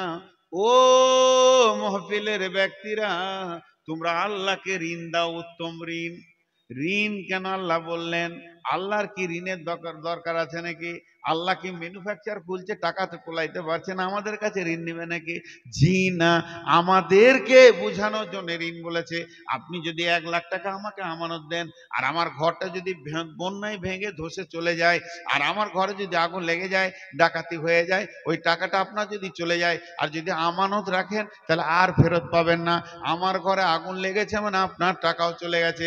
কিন্তু যদি আমাকে 10টা টাকা ঋণ দেন, আমার ঘর বাড়ি ভেঙে সব চলে গেলেও আপনার ঋণ আপনি ফেরত পাবেন। এর জন্য আল্লাহ বলছে, তোরা ঋণ দে, আমাকে ঋণ দে, আমি ঋণ নেব তোদের জন্য, তোদের ঋণ নেব। তোরা ফালতু খরচা করবি না, এখানে মালটাকে জমা কর। যত জমা করবে, তোরা ভুল ভাবছিস মাদ্রাসাকে দিলি, জি না, ওটা মধ্যখান থেকে আমি মাদ্রাসার কাজ করে নিলাম। তুই বরং দে, তোর নিজের ব্যাংকের খাতাতে জমা কর। তুমি, আমি মধ্যখান থেকে কাজ করে নিলাম। জি, একটা বুখারীর হাদিস বলি দি মাঝে, ওদিকে ব্রেক করে দিয়েছি, বাইনটা আমার মনে আছে। বুখারীর হাদিস কি? লা তাসাদদাকনা বিসাদকাতিন ফাখারাজা বিহি বিসাদকাতি ফাওয়াজা ফি হাদিস সারিকি। এমনি বাংলায় বলেনি, লম্বা হাদিস। একজন ব্যক্তি নিয়ত করেছে আজকে গোপনে দান করব। ওই লোকটা রাসূলুল্লাহ সাল্লাল্লাহু আলাইহি সাল্লামের জামানার লোক নয়, ওই লোকটি হচ্ছে হযরতে মুসা আলাইহিস সালামের জামানায়। এত গোপনে দান করব, আমি একটা জায়গায় কয়েকটি দিরহাম বেঁধে নিজে লুকিয়ে কোনো গরিবকে দিব। এত গোপনে দান করব, আমি নবী মুসাকেও জানতে দিব না, একমাত্র আল্লাহ জানবে।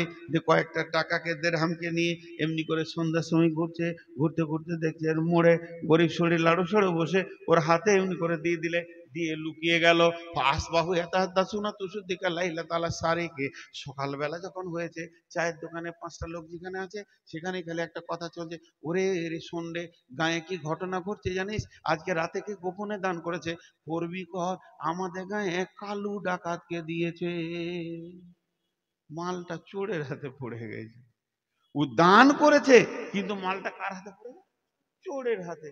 ও তো এবারে কেউ না জানলে ও জানছে। ও চোখের পানিতে কাঁদছে, আল্লাহুম্মা আল্লাহুম্মা লাকাল হামদ আলা সার।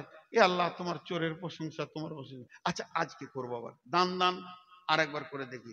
ওই রকম সাদকাকে নিয়ে বের হয়েছে, আজকে বেটা ছেলেকে দিব না, মেয়ে ছেলেকে দিব। কোন রকম গিয়ে গোপনে একটা মেয়ের আঁচলে ফেলে দিয়ে নিজেকে চাদর ঢাকারে আঁধারে লুকিয়ে গেছে। আসবাহু তুসুদ্দাকা আলাল লাতা আলাল জানিয়া। আজকে গোপনে কে দান করেছে? প্রথম দিন দিয়েছে চোরকে, আজকে দিয়েছে বেশ্যাকে। যা, দুদিনই লস। ও কাঁদছে। আচ্ছা, দান দান, 3 দান দেখা যাক, আজকে আবার দান করবো। ওই রকম গোপনে দান করে একটা বুড়া সারা লাড়ু সাড়ু লোক 3 মাথা মোড়ে বসে আছে। ওর ক্ষমতা নাই জৈবনের ক্ষমতা, আর না আছে চুরি করার ক্ষমতা। নিজেই দেয়াল ধরে উঠে আর বসে, ওর কোলে দিয়েছে। সকালবেলায় আবার ঘটনা, আল্লাহ কোন দাতা এলো রে চিন্তামণি ফতপুরে। প্রথম দিন দিয়েছে চোরকে, দ্বিতীয় দিন দিয়েছে বেশ্যাকে, আজকে আবার দিয়েছে বড় লোক বকিল হাড়কিপটে মালকে। যা, এখনো কাঁদতে শুরু করেছে, খুব কাঁদছে। আল্লাহ, আমার দান তুমি কবুল করনি। হাদিসের ভাষা আছে ফা উতিয়া কিলা লাহু। ওকে আল্লাহ কিভাবে বলছে, ও কিভাবে বুঝছে, এটা আল্লাহ জানে। ওকে আল্লাহ বলছে, বান্দা, তোর দানের ভিতরে ইখলাস ছিল, তোর দানের ভিতরে ইখলাসটা এত বেশি ছিল, যে তুই নবীকেও পর্যন্ত জানাসনি, যুগের নবী মুসাকে ওর হাত দিয়েও দান করিসনি যাতে করে লোকে প্রচার হবে, তুই গোপনে দান করেছিস। আর আমি আল্লাহ তোর দানটাতে দুই মুখ কাজ করে নিয়েছি, একদিকে তোকে দানের বদলা তো দিবই দিব, আর তিনজনকে হেদায়েত দিয়েছি। চোর যখন মালটা তোর পেয়েছে চোখের পানিতে রাতে উঠে কাঁদছে, আল্লাহ আমার নাম কালু ডাকাত, এলাকার মধ্যে সেরা চোর, মানুষ আমাকে নোংরা চোখে দেখে, আর আমার ঘরে তুমি বিনা মেহনতে টাকা ভরে দাও। আমি লোকের টাকা ছিনতাই করে চুরি করে ডাকাতি করে রুজি রুটি খাই, আর বিনা মেহনতে তুমি টাকা দাও। আমি ভেবেছিলাম পৃথিবীর মানুষ আমাকে কাছে বসতে নেয় না, তাহলে সামান্য মানুষ যদি আমাকে বসতে না নেয় তাহলে তোমার মতো রব আমাকে কেমন করে নিবে? রবের কাছেও আমার হয়তো জায়গা নাই, এটা আমার ধারণা ছিল। কিন্তু আজকে আমি বুঝে নিলাম, এই আল্লাহ তুমি আমাকে কত ভালোবাসো, আমার ঘরে বিনা মেহনতে টাকা ভরে দিয়েছো। আজকে আমি তওবা করছি, না খেয়ে কুকুরের মতো মারা যাব, আর চুরি করব না। তওবা করে লোকটা নামাজি পরেজগার হয়ে গেল। ওই রকম বেশ্যা মেয়েটা বলছে, আল্লাহ আমি আমার জীবন যৌবনের বিনিময়ে রুটি খাই, আমার পেটের খাবারটা আমার যৌনাঙ্গের মেহনতে হয়ে থাকে, তাহলে আমি কত নোংরা, আমাকে কেউ নেয় না, আমার সাথে কেউ কারো ছেলে মেয়েকে ঘুরতে দেয় না, দেখলে আমাকে নোংরা বলে, মানুষ ঘৃণা নজরে দেখে, রাস্তায় হাঁটলে বলে রান্ডি গেল বেশ্যা গেল। কিন্তু তোমার মতো রব কত ভালো, আমার মতো বেশ্যার খেয়াল রেখে দিয়েছো, বিনা মেহনতে আমার ঘরে খাবার দিয়েছো। আজকে থেকে তওবা করছি, এ খাবার আর আমি করব না, ওই কাজ করব না। তওবা করে মেয়েটাও আল্লাহ রাস্তায় ফিরে এলো। ওই রকম বড় লোক বখিলটা বলছে, আল্লাহ আমি জীবনে দান করি না, আমি হার কিপটে, এই জন্য আমার ঘরে লোকের মাল তুমি ভরে দিছো, জাকাত উসুরের ফিতরার মাল, দানের মাল ভরে দিছো, মাবুদ গো এটা দান করে দিব, আমার মালও দান করব। সেই লোকটা সেই দিন থেকে বখিলি ছেড়ে দিয়ে আমার দাতা হয়ে গেল। একদিকে ও নেকি পেল, একদিকে তিন দিকে হেদায়েত পেল। এখলাস থাকলে ওই দানের বদলতে যদি কোটি টাকা বিনা এখলাসে হয়, আর এখলাসে যদি 1 লাখ টাকা হয়, এই মাদ্রাসা থেকে একটা বাচ্চা, একটা আল্লাহর ওলি জন্ম নেবে, একটা বাচ্চা পরেজগার দিনদার জন্ম নেবে। আপনাদের মালের রিয়াকশনে ওই ছেলেগুলো খাবে, ওদের ইমানি জজবা বাড়বে। অতএব গোপন দান করা যায়, প্রকাশ্যে দান করা যায়, গোপন দানটা বেশি ভালো, প্রকাশ্যে দান করা যায়। তো আমি যে কথা বলতে যে এইদিকে ঘুরে চলে এলাম ডানের দিকে, আবার ওই দিকে ঘুরে গেছি, কিন্তু কিয়ামত হবি।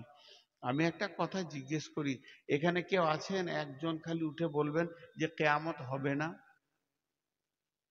সবাই আমরা বিশ্বাস করি, সবাই বিশ্বাস করি, কিন্তু বিশ্বাস যে করি, তা সেই দিনের পুঁজি কে কে রেডি করছি? কে রেডি করছি? পুঁজি তো রেডি করতে হবে, বিশ্বাসের সাথে তো কাজটাকে মিলাতে হবে। খালি মুখে বিশ্বাস হলে হবে না। তা আমি একটা হাদিস পড়েছি আপনাদের সামনে, খালি তর্জমা করে দেবো, এর বিশ্লেষণ করবো না। এর বিশ্লেষণটা আশা করছি কালকে করব, রঘুপুরে পলসন্ডাই হাদিসটা বিশ্লেষণ করব। কিন্তু শুধু শুনিয়ে দিচ্ছি কিয়ামতটা কত দূরে আছে। রেল লাইনের দুদিকে তাকান, খালি ফাঁকা, এদিকেও ট্রেন দেখা যায় না, এদিকেও দেখা যায় না, কিন্তু আলোটা লাল ছিল সবুজ হয়েছে। লাইনের মাঝে আর থাকবেন? আলোটা লাল ছিল সবুজ হয়েছে, লাইনের মাঝে আর থাকবেন?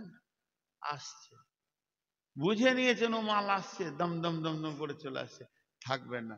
তা আল্লাহ রসুল বলছে তোদেরকে সবুজ আলো দেখিয়ে দিই, গুনবেন। নবীজি বলছেন খামসা আসারা খাসলাতান মিন উম্মতি, আমার উম্মতের ভিতরে যখন 15টা গুণ দেখতে পাবে, আমার উম্মত যখন 15টা কাজ করবে, আমার উম্মত 15টা জিনিসে তাদের কাছ থেকে পাওয়া যাবে, তাহলে জেনে নাও কিয়ামত সবুজ আলো পেয়ে গেছে। এবার কিয়ামত ঢুকছে। 1 নম্বরে হলো ইদা তুকিজাল ফাইয়ু দুবালান ওয়াল আমানাতু মাগনামান ওয়াজ যাকাতু মাগরামান। 3টে একসঙ্গে বলবো, জনসাধারণের মাল নেতারা লুটে খাবে, আমানতের খেয়ানতি চলবে, যাকাতকে জরিমানা মনে করবি। জনসাধারণের মাল নেতারা লুটে খাবে। হাজি, জনসাধারণের মাল নেতারা লুটে খাবে। আজকে দেশের নেতাদের অবস্থা কি বলেন তো? চুরি করে ভোট নিয়ে গদিতে বসছে, ওর কাছ থেকে সুখের আশা কি করতে পারবে? জি, একবার খেয়াল করেন, একটা জেলা চালাতে গেলে আইএসআই অফিসার হতে হচ্ছে, ডিগ্রি হতে হচ্ছে, তার মাস্টার্স করতে হচ্ছে, গ্রাজুয়েশন করতে হচ্ছে। আর যে দেশ চালাইছে সে চাওয়ালা, হকার। এবার অবস্থা কি হবে? ট্রাকের হ্যান্ডেলটা যদি মাতালের হাতে দেওয়া হয়, যে অবস্থা হবে, দেশের অবস্থা তাই হচ্ছে। নবীজি বলছেন, জনসাধারণের মাল নেতারা লুটে খাবে। ওয়াল আমানাত মাগনামান, আমানতের খিয়ানতি চলবে। কাউকে যদি আমানতের টাকা দেওয়া হয়, ওই লোকটা আমানতদারি রাখতে পারবে না। ওয়াজ যাকাত মাগরামান, যাকাতকে জরিমানা মনে করবি। দেখেন এগুলো চলছে কি চলছে না, আমি আজকে বিস্তারিত বলবো না। তাহলে তিনটে হলো, তোলিমালিগের দিন, দিনের শিক্ষা বাদ দিয়ে বেদিনী শিক্ষার প্রচার হয়ে যাবে। মাদ্রাসাগুলো মনে হবে এতিমখানা, আর মিশনগুলো মনে হবে অনেক বড় সুখের জায়গা। মিশন তত্তর করে বাঁচে, মাদ্রাসা এতিমখানা হয়ে থেকে যেছে। জেনারেল শিক্ষার পেছনে মানুষ হুর হুর করে দৌড়বে। একটা বাচ্চা পুতুলের মতো জন্ম নিলে মা বাপের মাঝে যখন ঘুমাবে, স্বামী স্ত্রী যুক্তি করবে কোন মিশনে দিলে ডাক্তার মাস্টার হবে। মা আমার, বন্ধু আমার যেদিন মরে যাবে, মা আমার, ভাই আমার যেদিন মারা যাবে, উকিলের ওকালতি শেষ, জজের জজগিরি শেষ, ইঞ্জিনিয়ারের ইঞ্জিনিয়ারিং শেষ, ডাক্তারের চিকিৎসা শেষ। যেদিন আজরাইল আসবে সেদিন ওর সমস্ত ডিগ্রি শেষ। কিন্তু মৌলবি লাইনে দেবেন, আলেম হবে, মাওলানা হবে, হাফেজ হবে।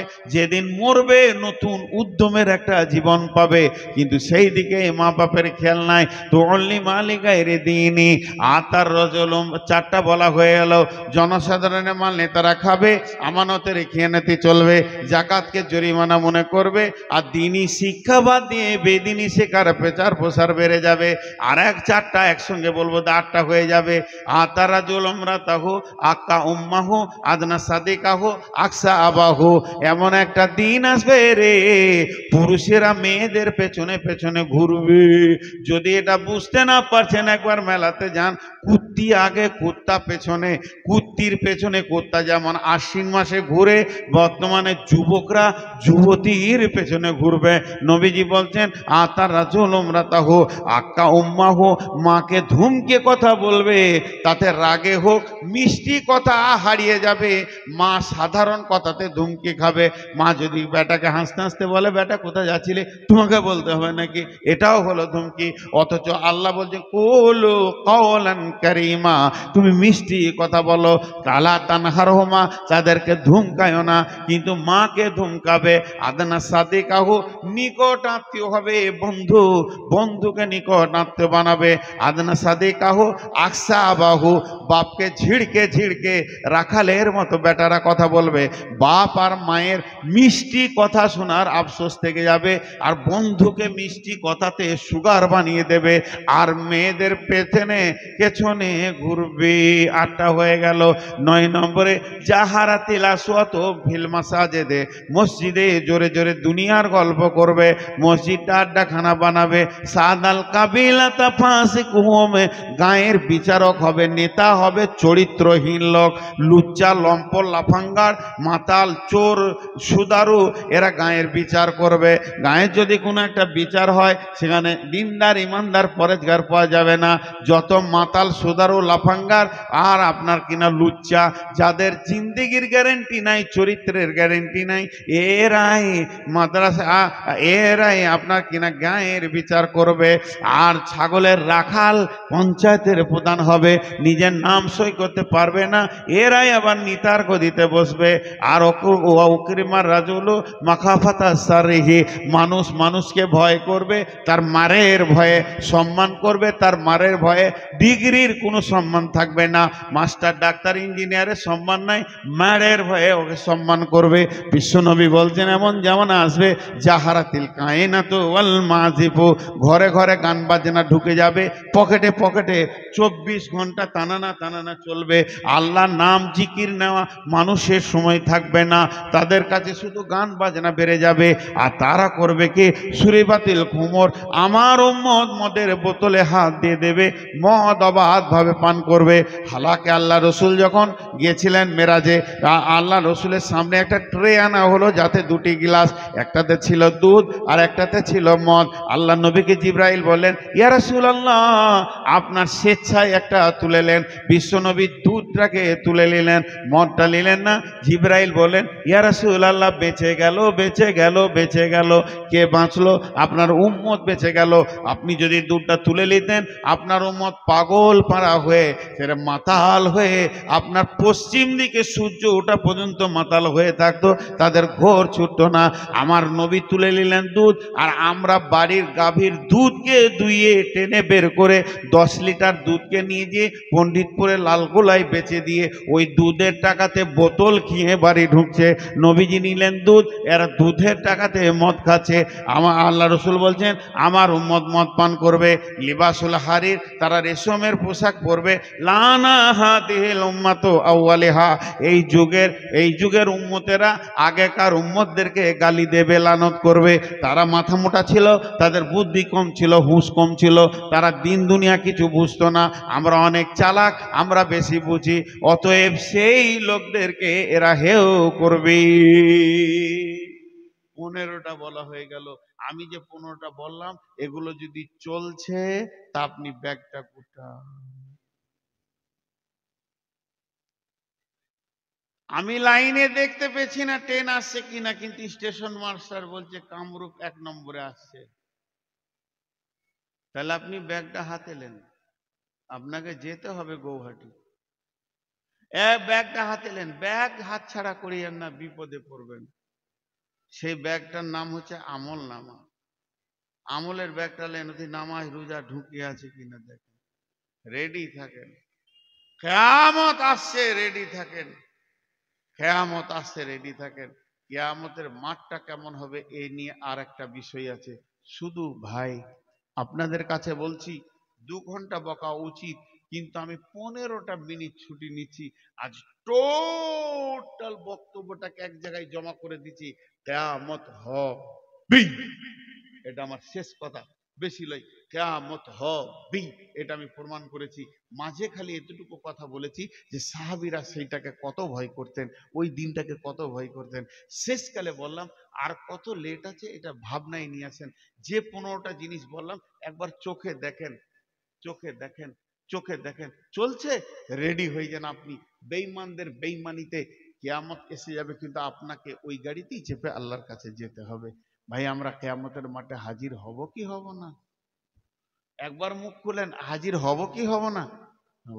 আমি একটা দোয়া দিছি, আমি কয়েকদিন আগে একটা বড় আলিমের কাছ থেকে পেলাম, এটা আমারও নতুন শিক্ষা হলো। যতদিন বাঁচবো ততদিন শিখবো।